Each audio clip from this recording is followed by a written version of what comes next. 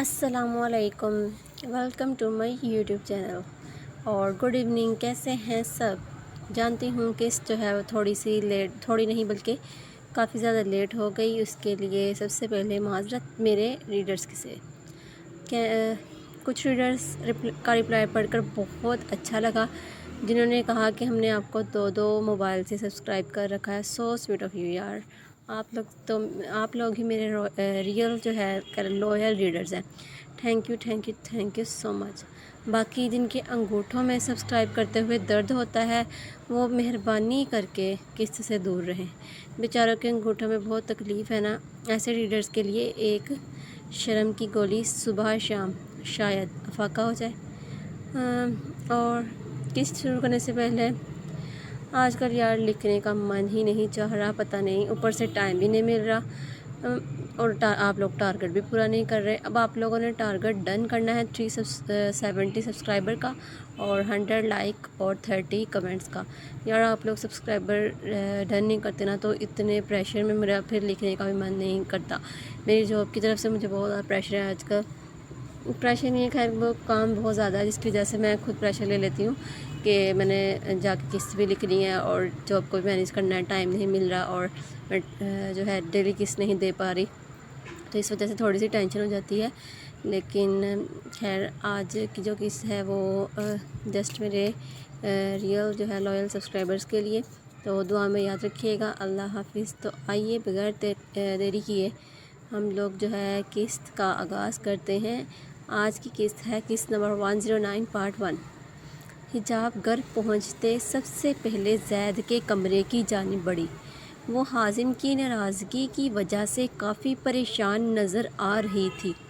इसकी नाराज़ निगाहें और खफा अंदाज़ इसका दिल बंद कर रहा था। वो इसके लिए इतना ज़रूरी हो चुका था कि इसकी नाराज़गी अब कहाँ गवारा थी। इसका मेहरबान अंदाज़ देखकर अब वो इसका गुस्सैला अंदाज़ बर्दाश्त नहीं कर सकती थी। बाबा, वो ज़ैद को देखती रोते हुए इसके सीने में समाई। क्या हुआ मेरा बच्चा? ज़ैद परेशानी से इसकी पीठ थप सहलाता हुआ बोला। बाबा, हाजिम को इल्हाम भाई के बारे में पता चल गया है, वो बहुत नाराज़ होकर गए हैं। वो रोती हुई इसके सीने से सर उठाकर बोली। हाजिम की नाराज़गी इसकी जान निकाल रही थी। ज़ैद कुछ पल बोल ही ना पाया। आज नहीं तो कल इन्हें पता लगना था, मगर वो इन्हें खुद ये बात बताना चाहता था, पर बस इस बात से डर रहा था कि हिजाब की ज़िंदगी में इन सब से कोई मुश्किल ना आए। तुम फ़िक्र मत करो, मैं बात करता हूँ इन लोगों से, टेंशन लेने की ज़रूरत नहीं है। ज़ैद इसका गाल थपथपाता हुआ बोला। वो इसे तसल्ली देता हुआ बोला था। खुद वो परेशान हो चुका था, मगर हिजाब को मज़ीद परेशान नहीं करना चाहता था। अभी वो बात कर रहे थे जब ज़ैद का फ़ोन ब्लिंक हुआ। स्क्रीन पर हाजिम की कॉल आता देखकर इसने बेसाख्ता मायरा की तरफ देखा। हिजाब, गुड़िया, बाबा के लिए पानी ले आओ। माहिरा ने इसे फ़िलहाल वहाँ से हटाना चाहा। हिजाब अस्बात में सर हिलाती बाहर की जानिब बढ़ गई। अस्सलाम वालेकुम हाजिम, कैसे हो? ज़ैद ने फ़ोन उठाते ही इस पर सलामती भेजी। वालेकुम अस्सलाम, ठीक हूँ। आज शाम तक बाबा आपसे मिलना चाहते हैं, कुछ ज़रूरी बातें करनी हैं। जान तो आप गए होंगे, हिजाब ने बता दिया होगा। टाइम पर पहुँच जाइएगा। वो लिए दिए अंदाज में बोलता कॉल काट चुका था। ज़ैद ने लब भींच कर इसका अंदाज़ मुलाहज़ा किया, मगर वो गिला हरगिज़ नहीं कर सकता था, क्योंकि वो हक बजानिब था। इसकी बहन का मामला था। परेशान मत हो, इंशाल्लाह सब ठीक होगा। मायरा ने इसका हाथ थामते तसल्ली दी। मायरा, तुम जानती हो ये सब छुपाने के पीछे मेरी हरगिज़ कोई गलत अटेंशन नहीं थी। मैं तो बस अपनी बेटी की ज़िंदगी संवारना चाहता हूँ। आखिर क्यों वो औरत हमारी ज़िंदगी से पूरी तरह निकल नहीं जाती? इसका साया कब तक हमारी खुशियाँ बर्बाद करता रहेगा? زید تھکا سا صوفے پر گر چکا تھا۔ اسے اپنے دماغ میں دھمک سی محسوس ہو رہی تھی۔ زید ٹینشن مت لیں، سب ٹھیک ہو جائے گا۔ مائرہ نے اس کے ماتھے پر چمکتے پسینے کو پریشانی سے دیکھا۔ مائرہ، میری بیٹی کی زندگی میں کچھ بھی غلط نہیں ہونا چاہیے، ورنہ اس عورت کی جان میں اپنے ہاتھوں سے لوں گا۔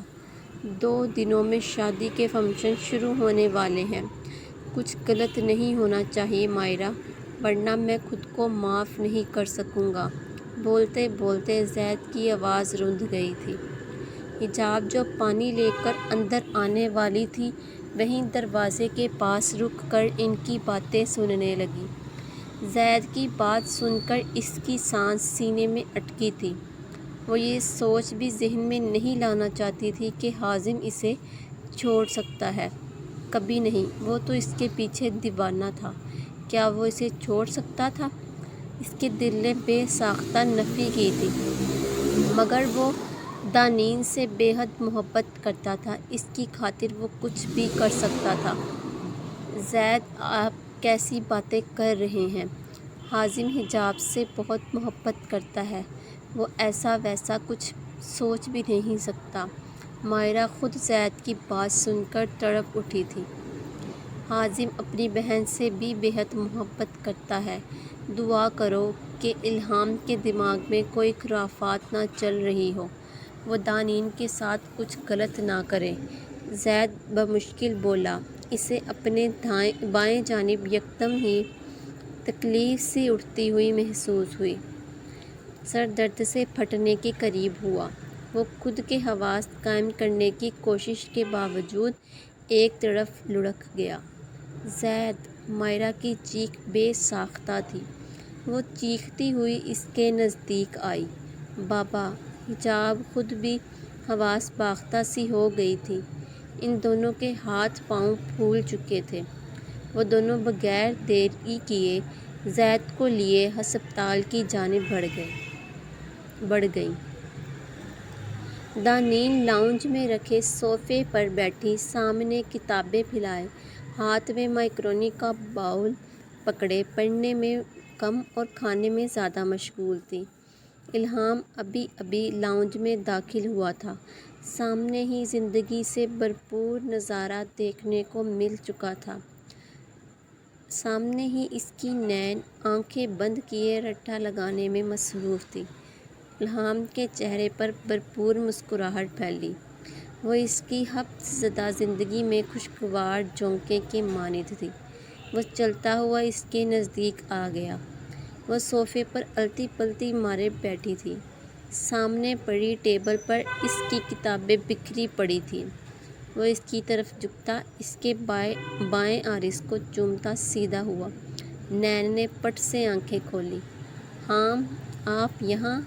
آپ کب آئے؟ اس سے پہلے وہ صوفے سے اٹھتی، الہام نے اسے واپس بٹھا دیا۔ جب میری نین زور و شور سے رٹے مارنے میں مصروف تھی، وہ مسکراہٹ دباتا ہوا بولا۔ دانین نے برا سا منہ بنایا۔ وہ رٹا کہاں مار رہی تھی، وہ بس یاد کر رہی تھی۔ نین، بات سنو۔ وہ اس کی طرف دیکھتا دھیمی سی آواز میں بولا، جیسے بہت ہی ضروری بات ہو۔ دانین تیزی سے اس کے نزدیک جھکی تھی۔ کوئی نہیں دیکھ رہا۔ وہ سنجیدگی سے اس کا چہرہ تکتا ہوا بولا۔ تو؟ دانین نے ناسمجھی سے اس کی طرف دیکھا۔ آؤ بھاگ چلتے ہیں، وہ اس کا ہاتھ تھامتا ہوا بولا۔ مجھے لگا پتہ نہیں کون سی ضروری بات کرنی ہے، مگر آپ صرف فضول باتیں ہی کر سکتے ہیں۔ دانین خفی سے اس کے کندھے پر ہاتھ مار کر بولی۔ جانم اتنی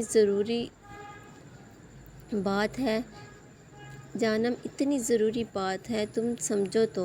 وہ اس کے آرس کو انگوٹھے سے سہلاتا ہوا بولا۔ کھائیں گے؟ وہ میکارونی کا چمچ بڑھ کر اس کی ہونٹوں کی طرف بڑھاتی ہوئی بولی۔ نہیں میری جان، تم کھاؤ۔ وہ اس کا گال تھپتھپاتا ہوا بولا۔ آپ اس وجہ سے نہیں کھا رہے کیونکہ یہ میرا جوٹا ہے؟ وہ ناراض نظروں سے اسے دیکھ کر بولی۔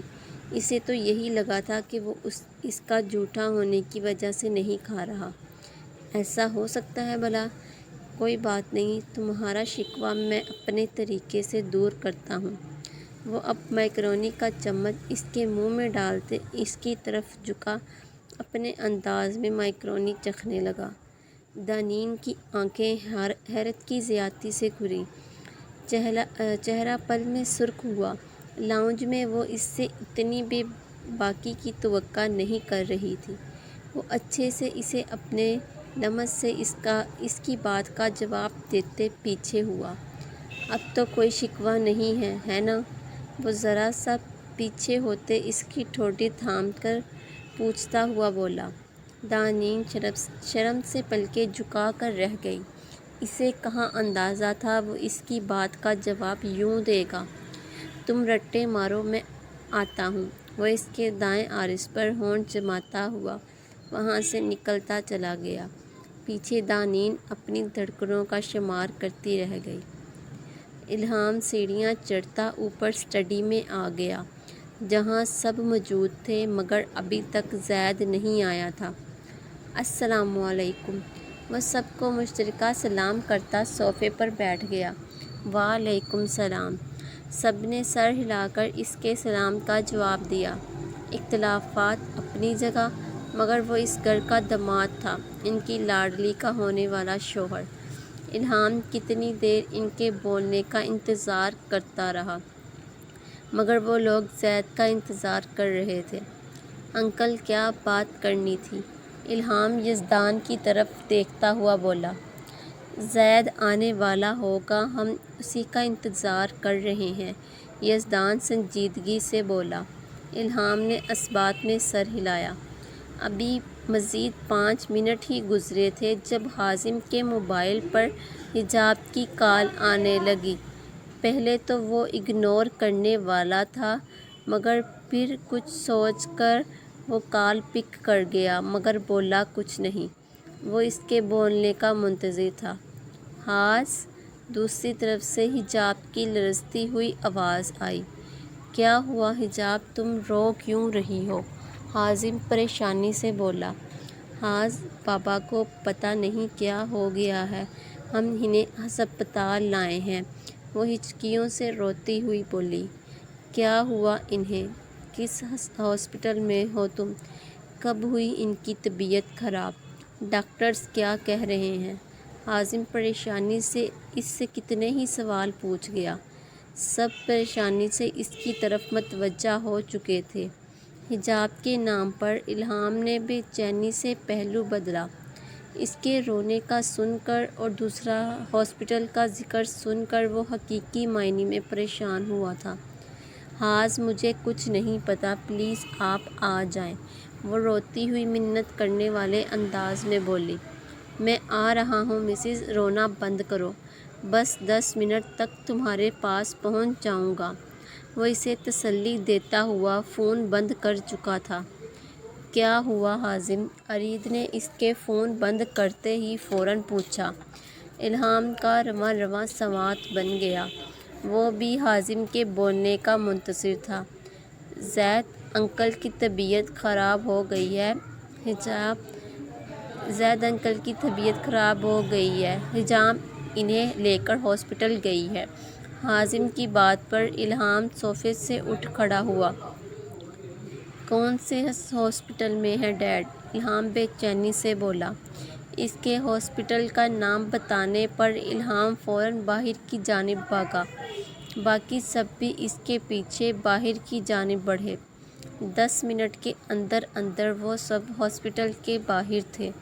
حازم اور الہام تیزی سے اندر کی جانب بڑھے تھے۔ الہام اور حازم ایک ہی ساتھ وہاں پہنچے تھے۔ حجاب حازم کو آتا دیکھ کر اس ارد گرد کی پرواہ کیے بغیر تیزی سے اس کے سینے سے لپٹی۔ بابا کو کیا ہو گیا؟ ابھی تو وہ ٹھیک ہوئے تھے اور اب پھر یہ سب ہو گیا، انہیں کچھ ہوگا تو نہیں؟ وہ اس کی شرٹ مٹھیوں میں جکڑتی ہوئی بولی۔ کچھ نہیں ہوگا، میں ڈاکٹر سے بات کرتا ہوں، وہ اس کا سر تھپکتا ہوا بولا۔ الہام نے لب بھینچ کر اپنی گڑیا کو دیکھا جو اس سے میلوں فاصلے پر کھڑی نظر آئی۔ اس وقت اسے حازم کے علاوہ کوئی اپنا نہیں لگا۔ وہ اسے فراموش کیے حازم سے اپنا غم گلت کر رہی تھی۔ ریلیکس ہو کر یہاں بیٹھو، شاباش۔ وہ اسے قریب رکھے بینچ پر بٹھا گیا تھا۔ ارید، یزدان اور احان بھی پہنچ چکے تھے۔ مائرہ ایک طرف بیٹھی مسلسل منہ میں کچھ نہ کچھ پڑتی زید کی صحت یابی کی دعا کر رہی تھی۔ آنکھوں سے مسلسل آنسو بہہ رہے تھے جسے وہ بار بار اپنے دوپٹے سے پونچھ رہی تھی۔ الہام تیزی سے مائرہ کی جانب بڑھتا اس کے نزدیک بیٹھ گیا۔ ماما، ڈیڈ کو کچھ نہیں ہوگا، وہ مائرہ کو سینے سے لگاتا ہوا بولا۔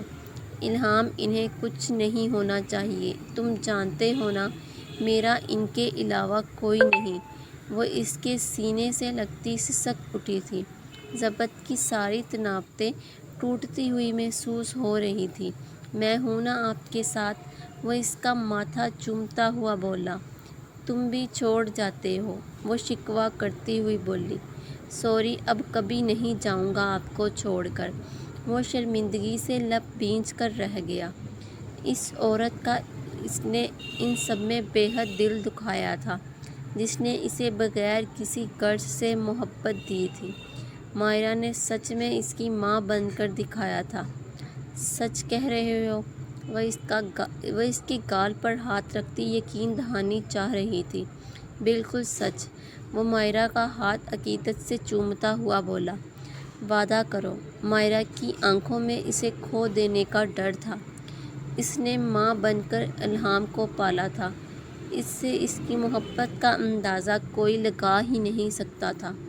وعدہ کرتا ہوں کبھی آپ کو تنہا چھوڑ کر نہیں جاؤں گا، وہ مائرہ کے آنسو پونچھتا ہوا بولا۔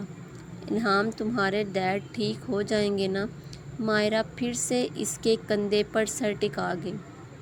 ہاں، بالکل ٹھیک ہو جائیں گے، ابھی تو انہیں میں نے ڈھیر سارا تنگ کرنا ہے۔ وہ ان سے چھوٹی چھوٹی باتیں کرتا ان کا دھیان بھٹکانے کی بھرپور کوشش کر رہا تھا۔ ڈاکٹر کے ایمرجنسی سے باہر آتے ہی الہام اور حازم تیزی سے ان کے نزدیک آئے۔ ڈاکٹر، میرے ڈیڈ کیسے ہیں؟ الہام بے چینی سے بولا۔ دیکھیے، پہلے ہی وہ کافی ویک ہیں، ابھی تو وہ بیماری سے نکلے ہیں، ایسے میں ان کا ٹینشن لینا ان کے لیے خطرناک ثابت ہو سکتا ہے۔ ٹینشن کی وجہ سے ان کا بی پی خطرناک حد تک شوٹ کر چکا تھا۔ آئندہ سے احتیاط کیجیے، یہ ان کے لیے خطرناک بھی ثابت ہو سکتا ہے۔ فی الحال ان کی طبیعت سنبھل چکی ہے، ڈاکٹر الہام کا کندھا تھپتھپاتا ہوا بولا۔ سب نے سکون کا سانس بھرا۔ انزا اور میر سائٹ وزٹ کر کے واپس کی جانب بڑھے۔ موسم کافی خراب ہو چکا تھا، وہ جلد سے جلد گھر پہنچنا چاہتے تھے۔ رات کا اندھیرا پھیلنے لگا تھا۔ آگے جانے کا راستہ بند ہو چکا تھا جس کی وجہ سے وہ مجبوراً گاڑی ایک ہوٹل کی جانب موڑ گیا۔ ہوٹل کے باہر گاڑی روکتے وہ دونوں باہر نکلنے والے تھے جب میر اسے روک گیا۔ رکو۔ میر نے لب بھینچ کر اس کے بھیگے کپڑوں کی جانب دیکھا جو بھیگ کر اس کے جسم سے چپک چکے تھے۔ انزا کو اپنی حالت کا اندازہ ہوا تو وہ لب کاٹ کر رہ گئی۔ یہ پہن لو، وہ اپنا کوٹ اس کی طرف بڑھاتا ہوا بولا۔ اس کی گاڑی میں اس کی شال بھی موجود نہیں تھی ورنہ وہ وہی اسے دے دیتا۔ انزا نے خاموشی سے وہ کوٹ تھام کر پہن لیا۔ میر اب کچھ مطمئن نظر آ رہا تھا۔ میر اس کا ہاتھ تھامتا ہوٹل کے اندر کی جانب بڑھا۔ وہ اس کی ذمہ داری تھی جسے صحیح سلامت پہنچانا اس پر فرض تھا۔ تم وہاں بیٹھو، میں روم بک کروا کر آتا ہوں۔ میر اسے پیچھے پڑے صوفے کی طرف بیٹھنے کا اشارہ کرتا خود ریسیپشن کی جانب بڑھ گیا۔ ایکسکیوز می، مجھے 2 روم چاہئیں آج رات کے لیے۔ میر کی بات پر ریسیپشن پر موجود لڑکے نے اثبات میں سر ہلایا۔ وہ چیک کرنے کے بعد دوبارہ میر کی طرف مڑا۔ آئی ایم سوری سر، بارش کی وجہ سے تقریباً سارے کمرے بکڈ ہیں۔ آپ کی قسمت اچھی ہے، آدھے گھنٹے پہلے ہی ایک کمرہ خالی ہوا ہے، آپ چاہیں تو وہ بک کروا سکتے ہیں۔ میر نے پریشانی سے ماتھا مسلا۔ اچھا، آپ وہ روم بک کر دیں۔ میر کی بات پر اس نے اثبات میں سر ہلایا۔ اس نے روم کی چابی میر کی طرف بڑھائی۔ میر کاؤنٹر سے چابی اٹھاتا انزا کی طرف مڑا۔ آؤ چلتے ہیں، وہ اسے اپنے پیچھے آنے کا اشارہ کرتا ہوا بولا۔ مل گئے روم؟ آمنے سامنے والے یا ایک ساتھ والے روم بک کروانے تھے؟ وہ اس کے ساتھ چلتی ہوئی بولی۔ ایک روم ملا ہے محض، وہ بھی بے حد مشکل سے۔ میر اس کی معلومات میں اضافہ کرتا ہوا بولا۔ ایک روم؟ انزا پریشانی سے بڑبڑائی۔ میر نے روم کے باہر رکتے اسے اندر جانے کا اشارہ کیا۔ اس کے اندر جاتے ہی وہ دروازہ بند کرنے والا تھا جب انزا کی پکار پر رک گیا۔ تم کہاں جا رہے ہو؟ انزا پریشانی سے بولی۔ میں نیچے ریسیپشن پر بیٹھا ہوں، کوئی بھی پرابلم ہوگی تو مجھے کال کر لینا۔ دروازہ اچھے سے لاک کر لو، وہ اسے ہدایت دیتا دروازہ بند کرتے مڑ گیا۔ میرا جینٹل مین، انزا کھلکھلا کر ہنسی تھی۔ اس نے کوٹ کے نزدیک ناک لے جا کر اسے سونگھا جس میں سے میر کی خوشبو اٹھتی اس کا دل دھڑکا رہی تھی۔ میر کے لیے انزا کے دل میں عزت کئی گنا بڑی تھی۔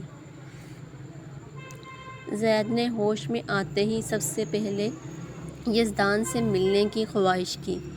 اب یزدان اندر آتا اس کے سامنے کرسی گھسیٹ کر بیٹھ چکا تھا۔ کیسے ہو زید؟ اب کیسی طبیعت ہے؟ یزدان نرمی سے بولا۔ ٹھیک ہوں، زید دھیمی سی آواز میں بولا۔ تم سے کچھ بات کرنی تھی، زید یزدان کو دیکھ کر بولا۔ پہلے ٹھیک ہو جاؤ پھر بات کرتے ہیں، یزدان اس کا ہاتھ تھپکتا ہوا بولا۔ نہیں، بات بہت ضروری ہے، اس لیے میں چاہتا ہوں ابھی کلیئر ہو۔ میری بیٹے کی زندگی میں کسی طرح کی تکلیف نہیں دیکھ سکتا، زید کرب سے بولا۔ یزدان خاموشی سے اسے سن رہا تھا۔ یزدان، میں نے الہام کے بارے میں تم لوگوں کو نہیں بتایا، یہ میری غلطی ہے، مگر اس سب کے پیچھے میری کوئی بری نیت ہرگز نہیں تھی۔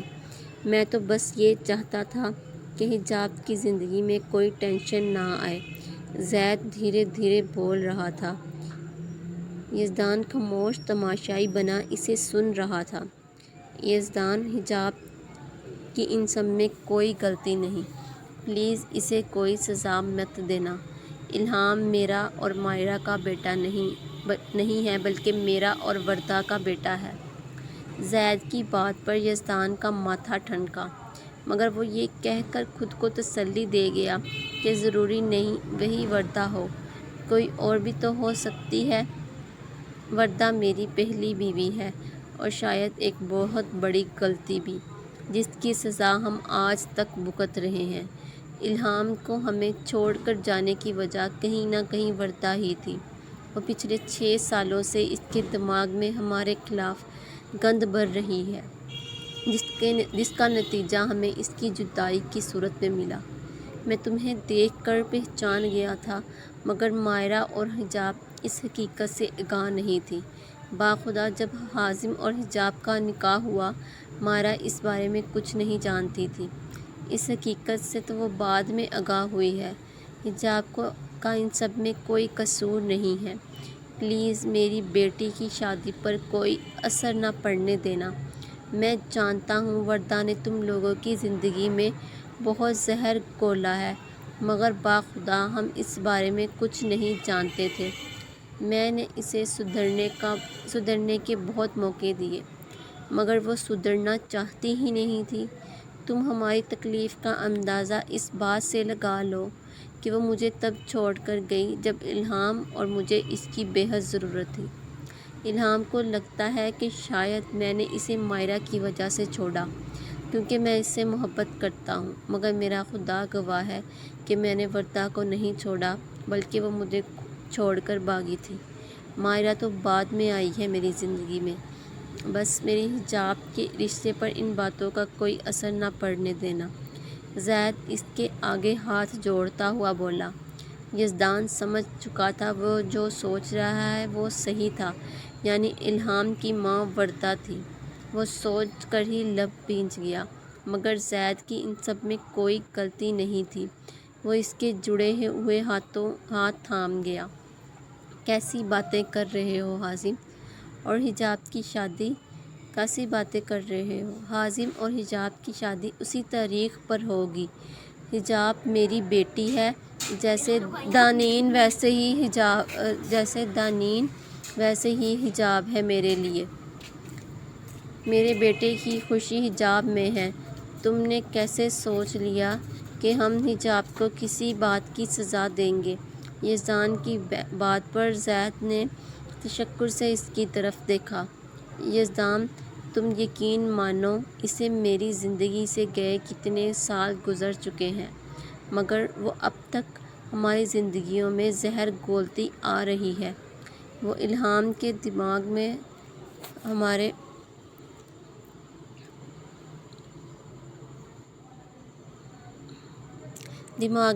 ہمارے خلاف جانے کیا کیا بڑھ چکی ہے۔ مجھے نہیں پتہ، زید بے بسی سے بولا۔ اس بارے میں ہم بعد میں بات کریں گے۔ الہام سے میں خود بات کروں گا، کیونکہ دانین ہمیں بہت عزیز ہے۔ ہم اسے کسی ایسے شخص کے حوالے ہرگز نہیں کریں گے جس کی اسے قدر نہ ہو۔ یزدان سنجیدگی سے بولا۔ زید محض سر ہلا کر رہ گیا۔ جو بھی تھا، تمہیں ہم سے یہ بات نہیں چھپانی چاہیے تھی۔